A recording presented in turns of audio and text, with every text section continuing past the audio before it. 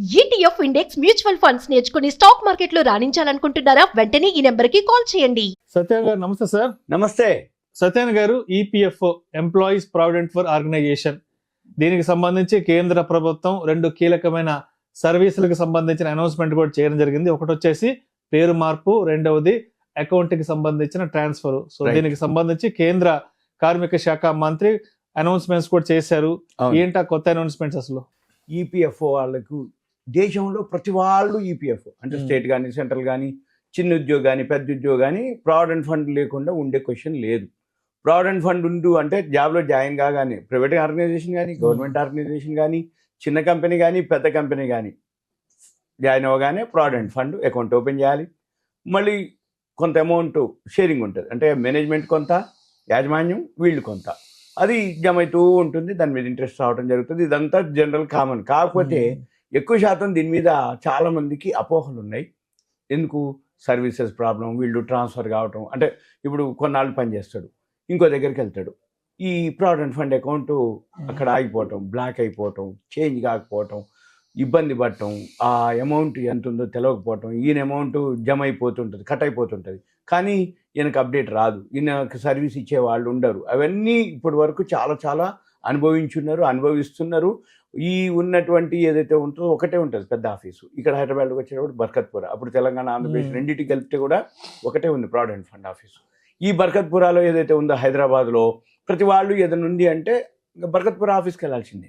ఇప్పుడు ఆంధ్రప్రదేశ్ విడిపోయినాక ఆంధ్రప్రదేశ్ వాళ్ళకి నాకు ఐడియా లేదు, మళ్ళీ విజయవాడ ఉందో అమరావతి గుంటూరు ఎక్కడ ఉందో ఐడియా లేదు నాకు. ఓకే, కానీ చెక్ చేసుకోవచ్చు, అక్కడెక్కడో ఒక ప్రావిడెంట్ ఫండ్ ఆఫీస్ ఉంటుంది. అయితే ఉన్న ఆఫీసు టైమింగ్స్ ఉన్న ఆఫీస్ వాళ్ళు సర్వీస్ ఇవ్వలేరు. ఎందుకోసం అంటే ఇక్కడున్న వాళ్ళకి వీలవుతుంది, మొత్తం ఆంధ్రప్రదేశ్కి అంటే అప్పట్లో తెలంగాణ ఆంధ్రప్రదేశ్ మొత్తం అంటే ఏ స్టేట్లో ఎక్కడ ఏ విలేజ్లో ఉన్నా ఏం జరిగినా బర్కత్పుర హైదరాబాద్ రావాల్సిందే.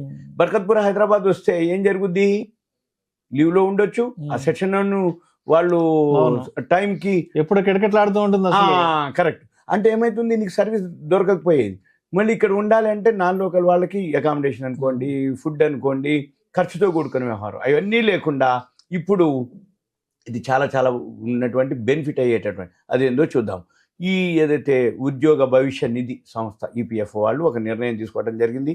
దీంట్లో ఎవరైతే పిఎఫ్లో ఉన్న వాళ్ళ యొక్క చందాదారులు అంటారు వాళ్ళని, వాళ్ళ యొక్క పేరు కానీ డేట్ ఆఫ్ బర్త్ కానీ ఏవైతే మాడిఫికేషన్స్ ఏం జరుగుద్ది అంటే ఒక్కోసారి ప్రూఫ్ లేకపోతే ఏదో డేటు ఎంటర్ చేయటం, తర్వాత అవి ఒరిజినల్స్ పెట్టేటప్పటికి ఇవన్నీ మొదట్లో ఏం తెలియదు, కానీ క్లెయిమ్స్ విషయంలో కానీ ఏదైనా జరిగినప్పుడు ఈ డేట్ ఆఫ్ బర్త్లు కానీ అవన్నీ జరిగి ఆగిపోతాయి అనమాట, పెండింగ్ పడుతూ ఉంటాయి. అవన్నీ ప్రాబ్లమ్ సాల్వ్ చేయటం కోసం ఇప్పుడు ఈ సేవల్ని తీసుకురావడం జరిగింది. అయితే యజమాని అంటే ఎంప్లాయర్ కానీ లేకపోతే ఈపీఎఫ్ ఆమోదం లేకుండా, అంటే ఏంది, అప్పుడు ఏదైనా చేంజ్ చేయాలంటే మేనేజ్మెంట్ ఎంప్లాయర్ ఆమోదం కానీ ఈపీఎఫ్ ఆఫీసు ఆమోదంతో జరిగేది. అదంతా ఏంది, పెద్ద ప్రాసెస్ జరిగేది. కానీ ఇప్పుడు అవన్నీ లేకుండా ఆన్లైన్లోనే మనము మార్చుకునే వీలు కల్పించారు. ఏది ఇప్పుడు ప్రజెంట్ మనం చెప్పేటటువంటి ఈ సర్వీసెస్.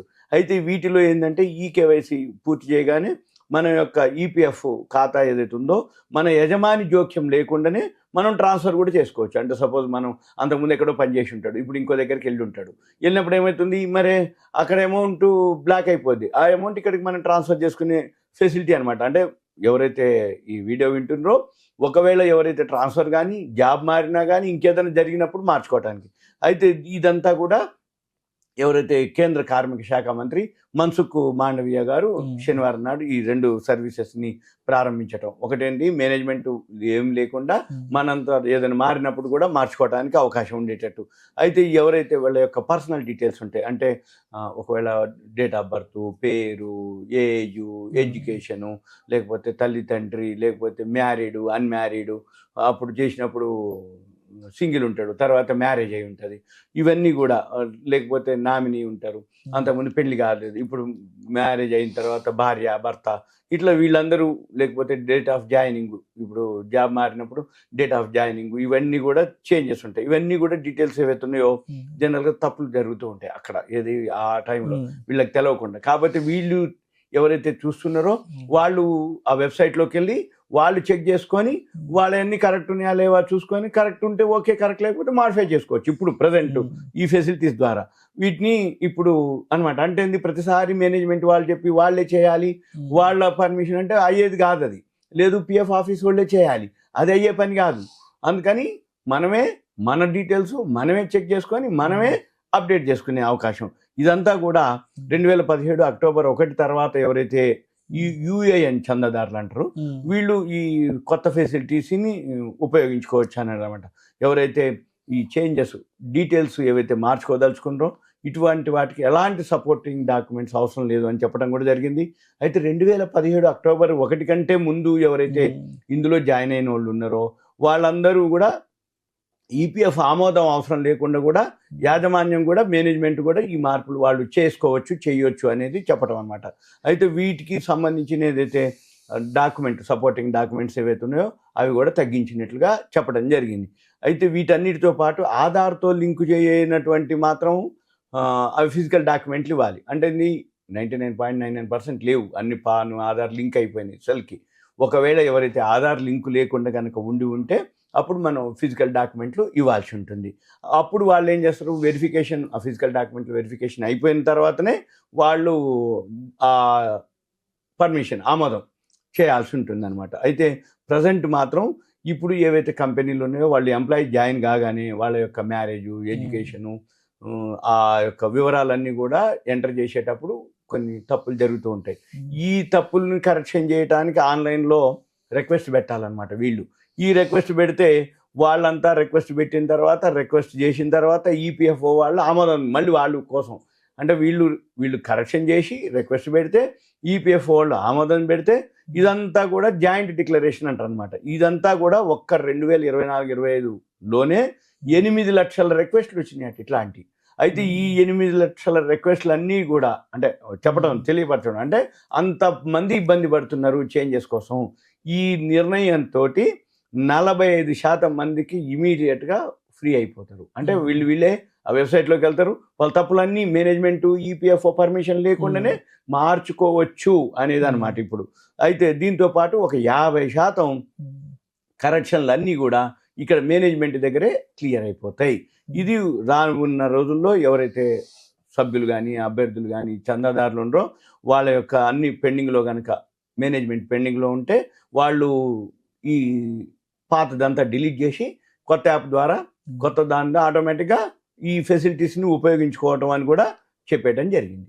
ఇకపోతే ఉద్యోగం మారినప్పుడు ఈపీఎఫ్ అకౌంట్ అసలు సులభంగా ట్రాన్స్ఫర్ చేసుకోవచ్చు. అంటే అక్కడి నుంచి ఇక్కడికి.